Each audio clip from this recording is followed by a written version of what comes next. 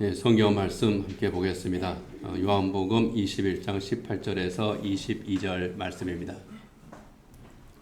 하나님께서 주신 말씀 함께 읽겠습니다.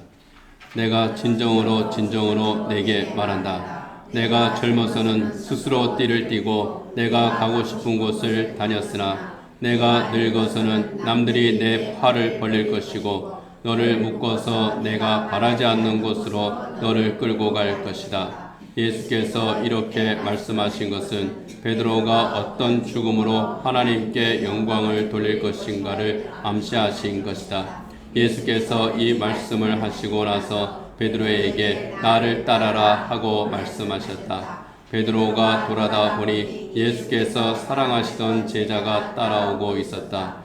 이 제자는 마지막 만찬 때에 예수의 가슴에 기대어서 주님을 넘겨줄 자가 누구입니까? 하고 물었던 사람이다. 베드로가 이 제자를 보고서 예수께 물었다. 주님, 이 사람은 어떻게 되겠습니까? 예수께서 말씀하셨다. 내가 올 때까지 그가 살아있기를 내가 바란다고 한들 그것이 너와 무슨 상관이 있느냐? 너는 나를 따라라. 아멘. 부활절 이후에 계속 우리 부활하신 예수님과 제자들의 만남에 대해서 살펴보고 있습니다. 지난 주일에는 예수님의 부활을 의심하던 도마를 만난 예수님에 대해서 우리가 살펴보았습니다. 도마는 부활하신 예수를 만난 후에 나의 주 나의 하나님 하고 신앙 고백을 했죠. 이 일이 있은 후에 제자들은 무리를 지어서 갈릴리 바다로 갔습니다. 오늘 본문 요한복음에는 디베랴 바다라고 되어 있는데요. 같은 바다의 같은 이름입니다. 호수라고 해도 되고 바다라고 해도 되는 그러한 그 넓은 호수가 갈릴리 바다죠. 제자들이 갈릴리 바다로 간 이유가 있습니다. 그 이유는 예수님께서 그렇게 하라고 하셨기 때문입니다.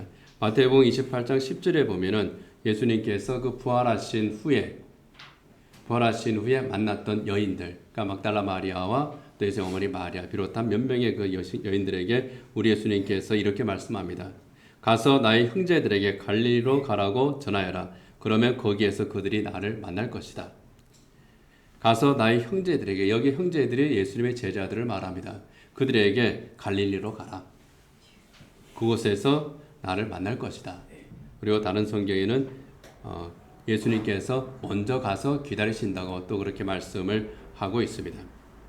이 말씀대로 제자들이 갈릴리 바다로 갑니다. 도마와 함께 갔죠. 제자들이 갈릴리 바다에 가서 예수님을 기다립니다.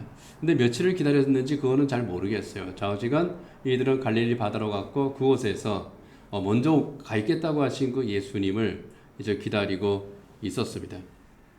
어느 날 밤입니다. 베드로가 나는 물고기를 좀 잡아야 되겠다.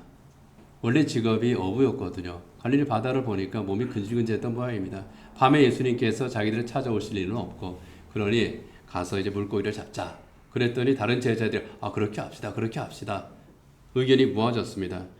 도마를 비롯해서 모두 7명의 제자들이 물고기 잡으러 이제 갈릴리 바다로 나갑니다. 갈릴리 바다는 그 지역 특성상 밤에 물고기를 잡거든요.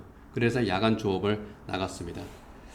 근데 밤새도록 그물을 내렸는데도 한 마리도 잡지를 못했습니다. 갈릴리 바다에서 잔뼈가 굵었던 베드로, 안드레, 야고보, 요한 이 유능한 어부가 4명이 됐음에도 불구하고 한 마리도 잡지를 못했습니다. 허탕을 친 겁니다. 허탕을 치고 난 후에 그들이 이제 다시 해변으로 돌아옵니다. 아침이 될 무렵이었습니다. 돌아오던 그들에게 예수님께서 묻습니다. 예수님께서 바닷가에 이렇게 서 계셨거든요. 물고기를 좀 잡았습니까? 그랬더니 이 제자들이 못 잡았습니다. 그렇게 대답을 합니다. 예수님과 제자들의 그 거리는 한 100m 정도였을 거라고 이제 보고 있습니다. 약 200규빗이니까 약 100m 정도 됩니다. 90에서 100m 정도 되는 그 거리거든요. 바닷가에서 배가 있는 곳까지 약 90m, 100m 그 정도 되니까 사람을 알아볼 수도 있을 것 같고 또 알아보지 못할 것도 같습니다. 물가이기 때문에 그 이른 아침에는 또 물안개가 이렇게 피어오르게 되면은 사람이 있는 것은 알겠는데 그가 누구인지는 좀 확인하기 힘들었을 것 같기도 합니다. 어쨌든 예수님께서는 물고기를 좀 잡았느냐고 물었고 제자들은 한 마리도 잡지 못했다고 이렇게 대답을 합니다. 그 말을 들은 예수님이 그러면은 배 오른쪽으로 그물을 던져라 그렇게 또 이제 말씀을 하십니다. 배 오른쪽으로 그물을 던지라 하니까 누군지는 모르겠지만 좌우지간 그물을 던졌습니다. 그랬더니 밤새도록 한 마리도 잡지 못했는데 그물을 끌어올리기 힘들 정도로 많은 물고기가 걸렸습니다. 물고기를 나중에 세어보니까 모두 153마리였습니다. 153. 오나미 볼펜의 유래가 바로 여기에 있죠. 요한복음 21장 11절 같이 한번 읽어보겠습니다.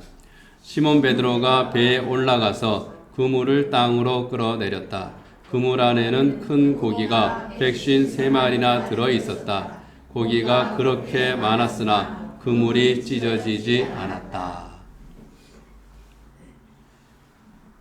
그물이 많이 걸렸다. 그렇게 그물에 고기가 많이 걸렸다. 그렇게 하면 되는데 굳이 153마리, 153마리 그렇게 이제 명확하게 표기를 합니다.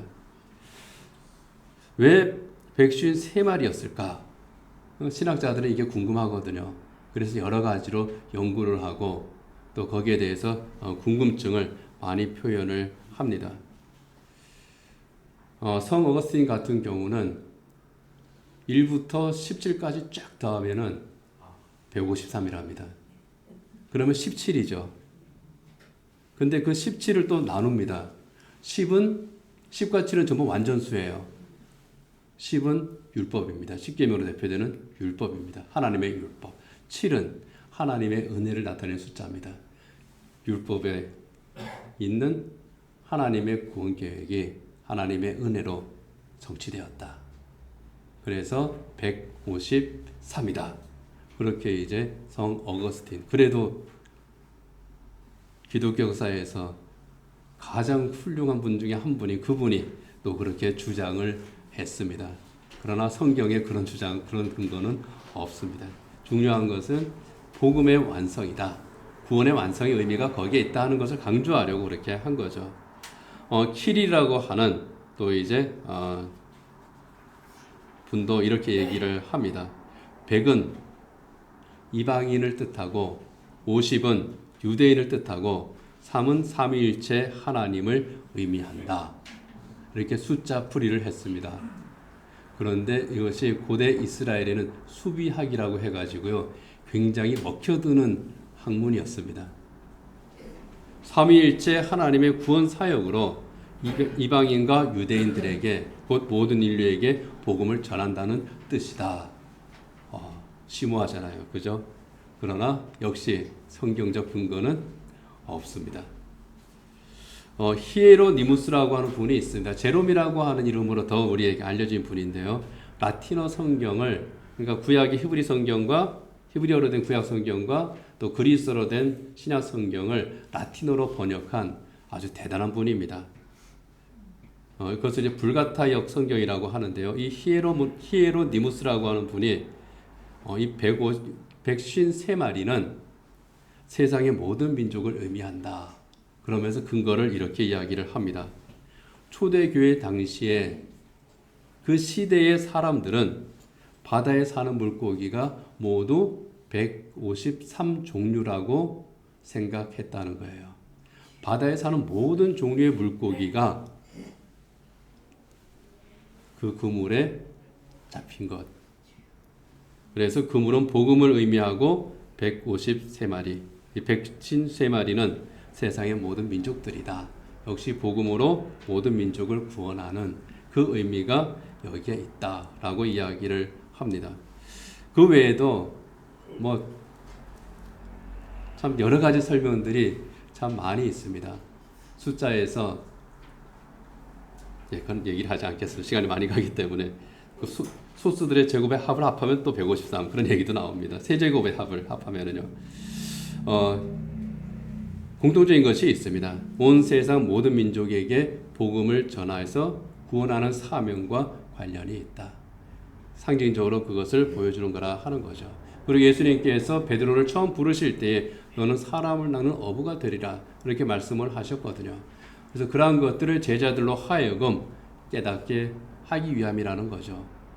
그래서 그런지 몰라도 이 사람들이 그 물고기를 잡고 나서 비로소 예수님이신 줄을 알아보게 됩니다. 제자들이 예수님께 다가갔습니다. 베드로가 제일 먼저 예수님께 이제 달려갔죠. 가보았더니 예수님께서는 해변에 숯불을 피워놓고 계셨습니다. 숯불을 피워서 그 불 위에 물고기를 굽고 그리고 또 빵을 준비해서 제자들을 아침 식사에 초대를 하시는 거예요. 나와 함께 아침을 먹자. 그런데 물고기가 조금 부족하니까 몇 마리 더 가져와라. 그래서 거기에서 그 물고기를 더 굽고 그리고 제자들과 함께 식사를 하십니다. 그 장면을 요한복음 21장 12절이나 13절에서 이렇게 묘사를 합니다. 같이 읽겠습니다.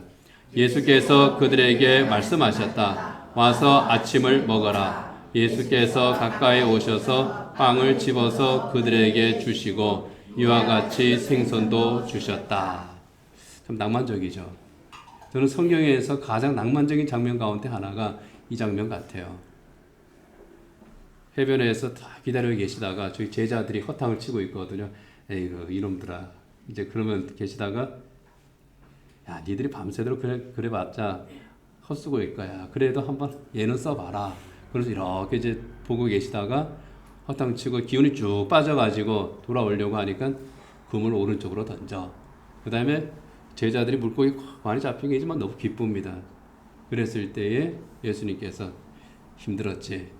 나와 같이 식사하자. 그리고 아침 식사에 딱 초대하시고 거기서 물고기를 굽고 또 빵도 이렇게 나눠가지고 제자들한테 주시고 또 그거를 제자들이 먹고 낭만적이지 않습니까? 저는 성경에서 가장 낭만적인 장면, 성경을 낭만적이다 그렇게 얘기하면 조금 그렇긴 하지만 가장 낭만적이고 인간적인 장면 중에 하나가 이 장면 같아요. 그래서 일지 몰라도 이 갈릴리 바다, 예수님께서 제자들이 만났던 곳으로 추측되는 그 바닷가 사람들이 가만두지 않습니다. 사람들이 어떻게 했는지 아십니까? 식당을 지었습니다. 식당을 차려놓고 그곳에서 베드로 물고기라고 하는 그 물고기 특선 요리를 팝니다. 접시에다가 그 베드로 물고기로 알려진 약 40cm 정도 되는 그런 그 물고기 그걸 튀겨서 그 옆에다 채소하고 같이 해서 그것을 팝니다. 비싼 값에. 그러면은 성지순례 간 사람들은 또 그거를 사 먹습니다. 맛은 없어요. 그런데 나름대로 예수님과 그 제자들이 함께 식사하셨던 것을 생각하면서 또 그것을 먹으면은요, 뭔가 좀 이렇게 느낌은 참 다릅니다. 그때 예수님이 제자들하고 이거를 먹었구나. 중요한 거는 그때에도 있었던 물고기라는 거예요. 그래서 그 물고기를 같이 먹었구나. 예. 성지순례 한번 같이 가면 좋겠습니다. 가면은 베드로 물고기는 한번 먹으면 좋을 것 같아요. 다른 거는 그냥 다 이렇게 이제 이걸 것이다 추측하지만 그 물고기는 그때 있었던 같은 종의 물고기일 가능성이 굉장히 높기 때문입니다. 어쨌든 예수님은 제자들과 함께 식사를 마치셨습니다. 식사를 마친 후에 베드로를 따로 부르십니다. 그리고 그곳에서 베드로와 아주 진지한 문답을 하시죠. 우리가 잘 아는 문답을 거기에서 하십니다. 내가 나를 사랑하느냐? 내가 나를 사랑하느냐? 내가 나를 사랑하느냐? 이 세 번의 질문을 예수님께서 하시는데요. 그 장면을 한번 머리에 이렇게 이제 그려보면은 그 장면은요. 예수님께서 베드로에게 사명을 주시기 전에 베드로에게 행했던 최종 면접과 같은 그런 문답이었을 것 같아요. 최종 면접 장소가 바로 그것이었다는 겁니다. 밥 맛있게 먹여놓고 그 다음에 이제 베드로에게 내가 나를 사랑하느냐 질문을 하시고 사명을 맡기시는 거죠. 아주 간단한 질문이고 간단한 대답입니다. 그런데 결코 간단하지만 않은 정말 중요한 그 대답입니다. 예수님께서 베드로에게 내가 나를 사랑하느냐? 그랬을 때 베드로가 대답을 합니다. 아, 그렇습니다. 내가 주님을 사랑하는 줄 주님께서 아십니다. 또 묻습니다. 내가 나를 사랑하느냐? 내가 주님을 사랑하는 줄을 주님께서 아십니다. 내 양떼를 쳐라. 다시 세 번째로 물으십니다. 내가 나를 사랑하느냐? 그랬을 때 베드로가 불안해집니다. 그래서 베드로가 주님께서는 모든 것을 아시지 않습니까? 내가 주님을 사랑하는 줄을 주님께서 아십니다. 아주 강하게 대답을 합니다. 이 대답을 듣고 예수님께서 내 양떼를 먹이라고 또 대답을 해 주시죠. 내가 나를 사랑하느냐? 거기에 내가 주님을 사랑하는 줄 주님께서 아십니다. 주님께서 아십니다. 주님께서 아십니다. 거듭거듭해서 대답을 하는데 우리말 성경에는요. 주님께서 아십니다.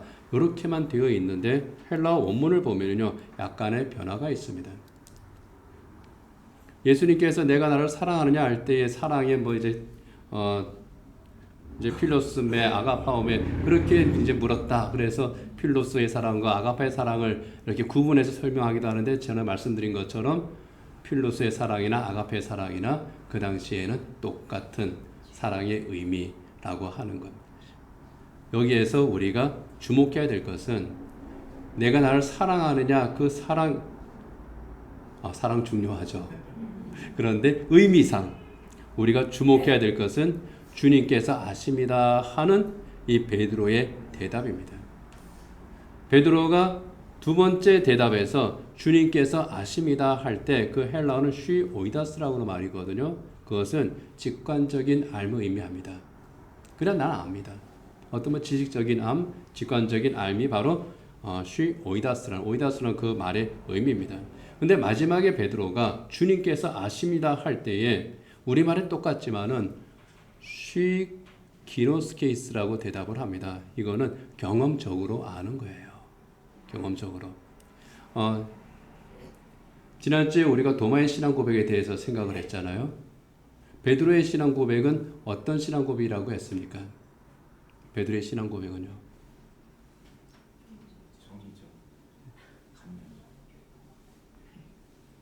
베드로의 신앙 고백은 주는 그리스도시요 살아계신 하나님의 아들이십니다.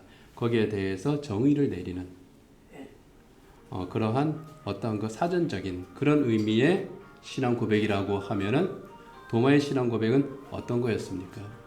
관계적인 신앙 고백이라고 그랬습니다. 달라요. 그죠? 바로 그런 의미가 있는 겁니다. 주님께서 아십니다. 직관적인 것. 당신도 알고 나도 알지 않습니까? 그런데 쉬 기노스케이스라고 하는 것은 내가 정말 주님을 사랑하고 있습니다. 그게 완전히 강조되어 있는 겁니다. 예수님과 대화하면서 베드로의 신앙 고백이 지식적인 직관적인 신앙 고백에서 경험적인 신앙 고백 그리고 도마의 신앙 고백과 이어서 생각한다면 관계적 신앙 고백으로 이렇게 변화한 겁니다. 이 대답 속에서요.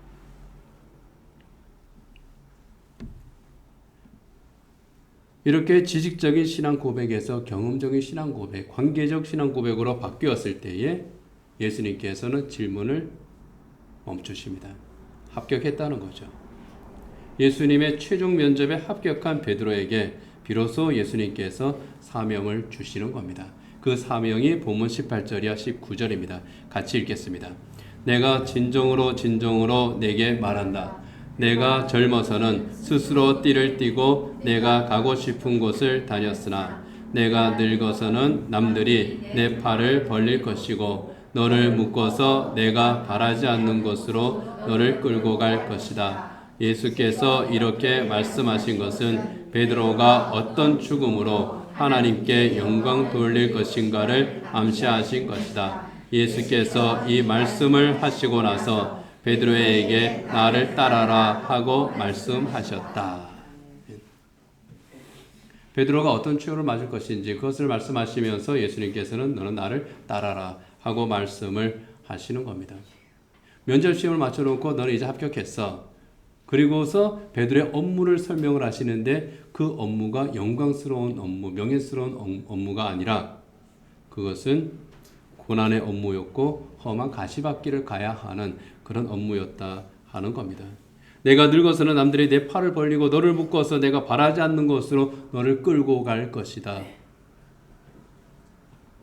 어떤 장면입니까? 베드로가 순교하는 장면입니다. 네로가 교회를 박해할 때에 이 베드로는 로마에서 십자가에 달려 순교를 했죠. 십자가에 달릴 때에 이 십자가형을 집행하는 집행관에게 베드로가 요청했다고 하는 그런 말이 전해지고 있습니다. 베드로는 나는 감히 예수님과 같은 방법으로 십자가에 달릴 자격이 없습니다. 그러니 내가 달린 십자가는 거꾸로 세워 주십시오. 그래서 예수님의 십자가 달리는 장면을 그린 사람들은 저렇게 예수님께서 거꾸로 달리는, 그러니까 예수님이 아니라 베드로가 십자가에 달린 후에 그 십자가 형틀을 거꾸로 세워서 땅에 박습니다. 인간적으로 보면은 베드로가 예수님보다 더 고통을 많이 받는, 십자가 고통을 더 많이 받았을 것 같아요. 그러나 그 중심은 뭡니까? 감히 나는 예수님과 똑같이 십자가를 질 수 없습니다. 그만큼 이 베드로가 예수님을 사랑하고 예수님을 존중하고 예수님께 헌신했던 것을 우리가 알 수 있습니다. 이것이 베드로의 최후입니다. 베드로 앞에 있는 고난들이 있습니다. 베드로 앞에 있는 위험들이 있습니다. 베드로 앞에 있는 그 힘든 삶이 있습니다. 그의 최후는 순교입니다. 죽음입니다. 그 예언을 예수님께서 베드로에게 하시는 거예요. 이전에 베드로면은 겁을 덜컥 내고 정말 내가 이 길을 가야 하나? 그러면서 예수님 잠깐만 합격증 내가 받기 전에 조금만 더 생각해 보겠습니다. 그랬을지도 모를 것 같아요. 그런데 베드로는 어떻게 합니까? 순종합니다. 대답이 달라진 것처럼 달라집니다. 나를 따라라 하는 그 말에 베드로가 순종을 합니다. 그런데 예수님께서 나를 따라라 했던 이 말씀, 3년 전에 베드로에게 똑같이 했던 말씀이기도 합니다. 마태복음 4장 19절에 보면은요, 똑같은 갈릴리 바다에서 베드로를 제자로 부르실 때에 예수님께서 하신 말씀이거든요. 같이 한번 읽어보죠. 예수께서 그들에게 말씀하셨다. 나를 따라오너라. 나는 너희를 사람을 낳는 업으로 삼겠다. 나를 따라오너라. 나를 따라라. 베드로를 불렀던 그 갈릴리 바닷가, 예수님과 함께 식사를 하고 면접하는 이 갈릴리 바닷가와 같은 장소인지 아닌지 우리 정확히 모르지만 아마 같은 바닷가 아니겠습니까? 바닷가에서 처음 불렀던 주님께서 이제 다시 같은 부르심으로 베드로를 부르시는 겁니다. 내가 너를 사람을 낳는 어부가 되게 하겠다. 153마리의 물고기를 베드로가 보면서 주님께서 3년 전 나를 부르실 때에 그 부르심이 이런 의미였구나 깨달았을 거예요. 거기에서 베드로가 다시 하는 이 응답은 3년 전 첫 부르심에 응답한 응답과 달랐을 겁니다. 처음 부르심에 응답해서 따랐을 때에는 그 부르심이 무엇을 의미하는지, 또 예수님께서 가시는 길이 어떤 길인지, 그 사명이 무엇인지, 또 앞으로 자기가 무엇을 해야 되는지 전혀 모르는 상태에서 저 예수님 따라가면 뭔가 좋은 일이 있을지도 모르겠다. 혹시 예수님을 따라가면은 이스라엘의 혁명이 일어나고 예수님께서 권력을 잡으면 한 자리 혹시 차지할 수 있지도 않을까? 뭐 그런 기대도 베드로에게 있었을지도 모르겠습니다. 세속적인 또 세상적인 그런 성공에 대한 그런 기대로 나를 따라오너라 하는 예수님의 말씀을 듣고 예수님을 따라왔을지도 모르겠습니다. 그러나 이제는 다릅니다. 예수님께서 나를 따라오너라, 나를 따르라고 했을 때에 그 부르심이 무엇을 의미하는지 이제는 확연히 압니다. 그것은 이 세상적으로 어떤 영광의 길도 아니고 이 세상에서 어떤 축복된 길도 아니라고 하는 것을 압니다. 주님의 나라가 이 세상에 세워지는 나라가 아니라 하나님의 나라라는 것도 이제 이 베드로는 압니다. 주님께서 내게 맡기시는 그 사명은 이 땅에서 권력을 잡은 자의 곁에서 호가호위하는 그러한 권력자의 자리가 아니라 하나님의 구원 계획과 예수님의 십자가 부활을 증언하는 그 복음을 증언하는 사명인 줄을 이제는 확실하게 압니다. 주님께서 내게 주신 그 생명의 복음을 증거하는 그 사명이 내게 주어진 사명이고 이 복음을 증거하며 사는 삶이 결코 순탄치 않다고 하는 것을, 예수님을 제대로 따라가는 그 삶은 고난의 길이라고 하는 것을 험한 길이요 고난의 길 죽음의 길이라고 하는 것을 이 베드로는 이제 분명하게 압니다. 하지만 베드로는 이 모든 것을 알면서 주님의 말에 순종합니다. 이 고난의 길인데 그 길이야말로 얼마나 영광된 길이라고 하는 것을 베드로가 이제 깨달았기 때문입니다. 무엇보다도 가치 있는 그 길이기 때문에 생명을 살린 이 복된 길이기 때문에 그리고 이 길이 주님께서 가신 그 길이었기 때문에 내가 간 그 길을 나를 따라오라 하는 그 주님의 말씀에 순종을 하는 겁니다. 그런데 순종을 하는 그 자리에서 베드로가 살짝 뒤를 돌아봅니다. 베드로의 눈에 한 사람이 보이는 거예요. 사도 요한으로 추정되는 사람입니다. 예수님께서 가장 사랑하셨던 그 제자입니다. 그 제자를 보면서 베드로가 말합니다. 주님, 저 사람은 어떻게 되겠습니까? 나는 주님을 따라가는데 저 사람은 어떻게 되겠습니까? 여기 이제 나눠드린 그 설교 문에는 이제 없는 내용입니다. 저 사람은 어떻게 되겠습니까? 우리가 하는 말 중에 하나입니다. 신앙생활 하면서 하는 말 중에 하나입니다. 나는 이런데 저 사람은 어떻게 되겠습니까? 여러 가지 면에서 저 사람은 어떻게 되겠습니까? 저 사람은 왜 그렇습니까? 나는 믿음으로 살려고 하는데 주님의 말에 참 순종하는데 헌신하는데 저 사람은요? 여러 가지로 우리가 해석할 수 있는 그런 내용들이죠. 중요한 것은 비교하는 겁니다. 주님, 저 사람은요? 나보다 신앙생활 잘하는 사람하고도 비교하지만 나도 좀 별로 신앙생활 잘하지 못하지만 그래도 나보다 못하는 사람을 보자. 저 사람은요? 그럴 수도 있거든요. 저 사람은요? 비교가 여기에 싹 들어갑니다. 그때 예수님께서 아주 단호하게 대답합니다. 너와 무슨 상관이 있느냐? 너와 무슨 상관이 있느냐? 주님과 나 사이에는 1대1의 관계라는 거예요. 사도 요한과 주님과의 관계도 1대1의 관계입니다. 주님과 나와의 관계도 1대1의 관계예요.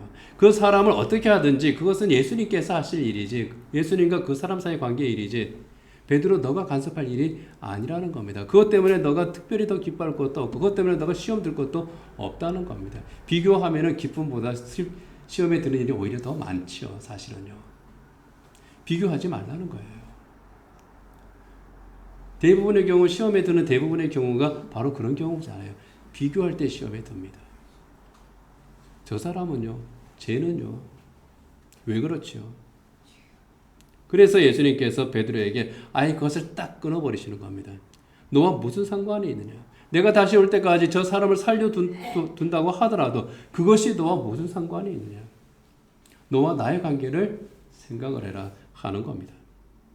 중요한 것은 나를 따라라 하는 예수님의 명령이 베드로를 향한 명령이고 베드로에게 주신 소명이라는 겁니다. 베드로를 향한 부르심을 듣고 거기에 순종을 하는 겁니다. 너는 나를 따라라. 이것이 오늘 우리에게 주는 주님의 말씀이기도 합니다. 너는 나를 따라라. 너와 나는 1대1의 관계다 하는 거예요.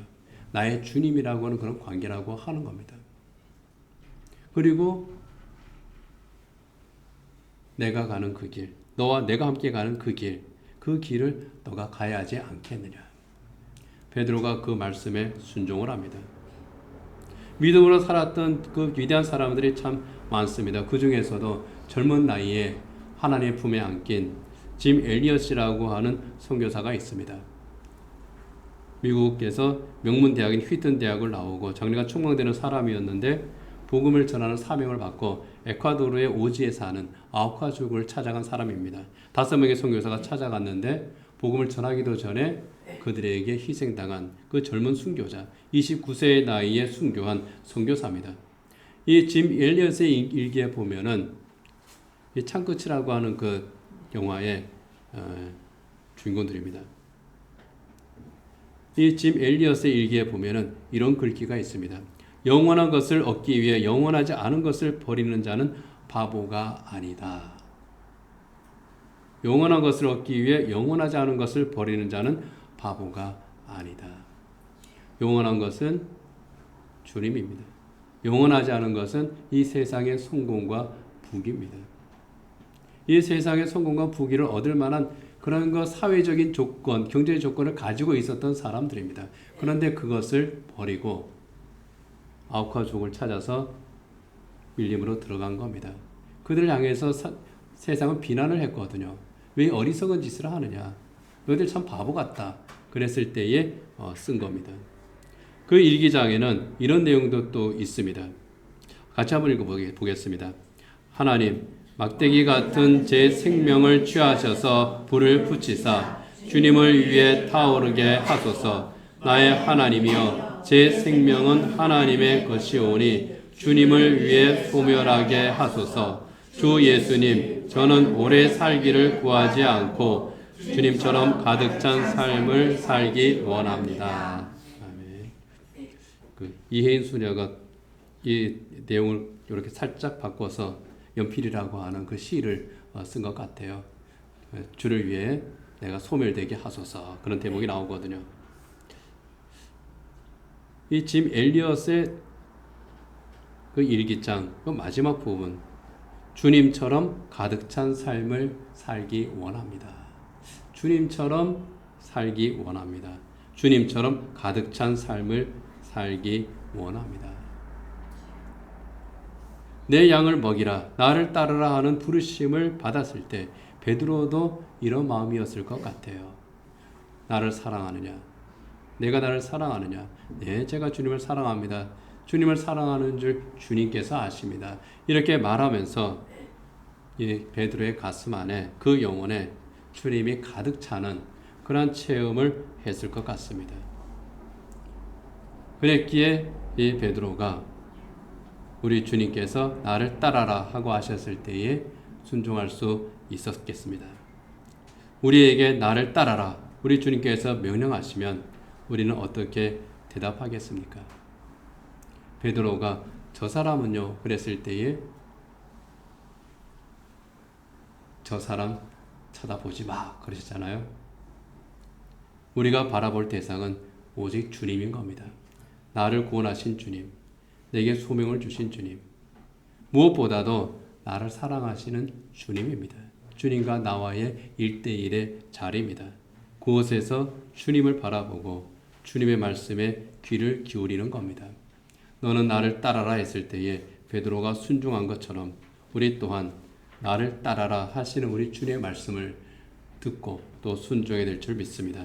그리고 주님처럼 가득 찬 삶을 살기를 소망했던 사람, 짐 엘리엇처럼 주님으로 그리고 복음으로 우리 안에 가득 찬 삶을 사는 저 여러분이 되기를 원합니다.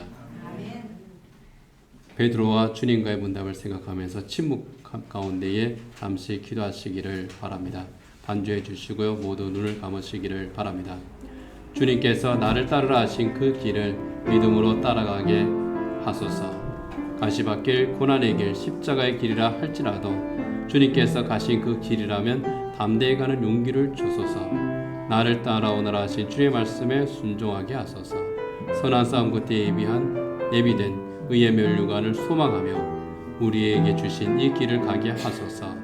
이 시간 주님 앞에 잠시 기도하시기 바랍니다.